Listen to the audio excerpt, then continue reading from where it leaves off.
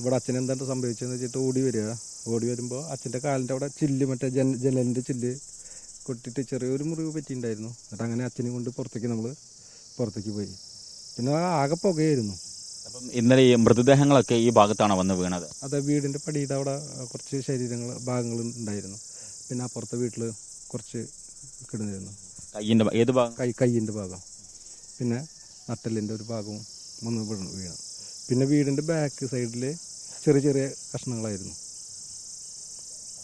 ഇപ്പം ഈ സംഭവം നടന്ന സമയത്തെ എങ്ങനെയാണ് ശരിക്കും? ആദ്യം പുകയാണോ ഉയർന്നിട്ടുണ്ടായിരുന്നത്, അതോ വലിയ സ്ഫോടനമായിട്ടാണോ വന്നിട്ടുണ്ടായിരുന്നത്? ഞങ്ങൾ സ്ഫോടന കണ്ടത്. ഞങ്ങൾ കുറച്ച് മറിവിലായിരുന്നു. അപ്പോൾ ഞങ്ങൾ സൗണ്ട് കേട്ടിട്ടാണ് ഞങ്ങൾ ഓടി വന്നത്.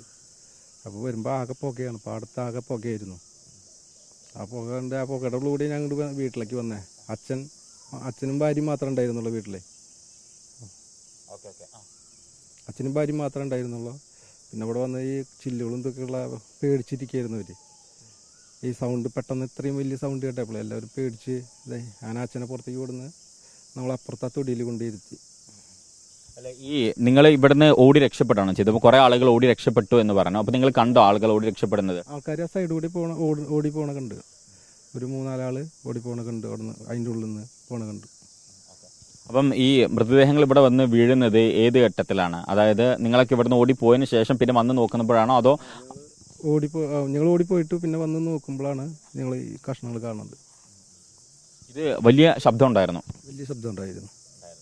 ഇപ്പം ഈ വീടിന്റെ ഇവിടെയൊക്കെ പൊളിഞ്ഞല്ലോ. ഈ പ്രദേശത്തെ എല്ലാ വീടുകളിലും ഇങ്ങനെ സംഭവിച്ചിട്ടുണ്ടോ? ഒരുവിധം വീടുകൾക്കൊക്കെ അത് സംഭവിച്ചിട്ടുണ്ട്. ഇതിപ്പോൾ എത്ര വർഷമായി നിങ്ങളുടെ ഒരു അറിവിൽ ഇപ്പോൾ ഇവിടെ ഇങ്ങനെ ഇതാക്കുന്നു?